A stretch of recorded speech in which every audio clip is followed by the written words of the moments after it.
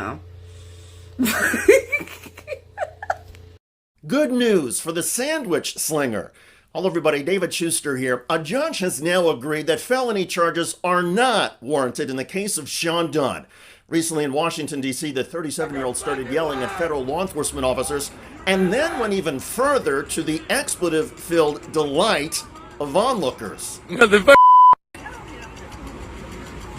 Oh! Oh! Oh! He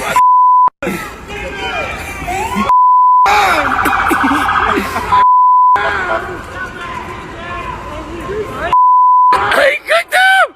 He cooked him! Police eventually caught Dunn, arrested him, and took him to D.C. Superior Court, where he was released.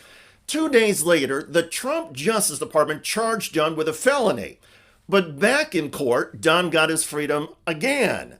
Headline: Sean Dunn, accused of throwing a sandwich at a federal officer, is released on his own recognizance as the judge finds the felony charge excessive. Quote, a judge released 37-year-old Sean Dunn, a former Department of Justice employee, on his own recognizance despite prosecutors pushing for serious felony charges that could carry up to 8 years in prison.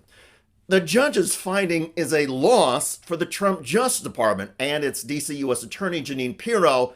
She had gloated about Dunn's arrest. An individual went up to one of the federal law enforcement officers and started jumping up and down, screaming at him, berating him, yelling at him. And then he took a Subway sandwich about this big and took it and threw it at the officer. He thought it was funny. Well, he doesn't think it's funny today because we charged him with a felony, assault on a police officer. And we're going to back the police to the hilt.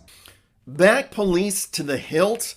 This is the same Trump administration that pardoned every rioter who attacked police officers on January the 6th. Attorney General Pam Bondi's lack of self-awareness is even worse. Following Sean Dunn's arrest, Bondi posted on X, if you touch any law enforcement officer, we will come after you. Really? So touching police is not acceptable, says Bondi, but touching children is just fine. The Justice Department and FBI announced it would not release any more information about the investigation into sex offender Jeffrey Epstein. The president, like many New York celebrities, had some association with Epstein. And back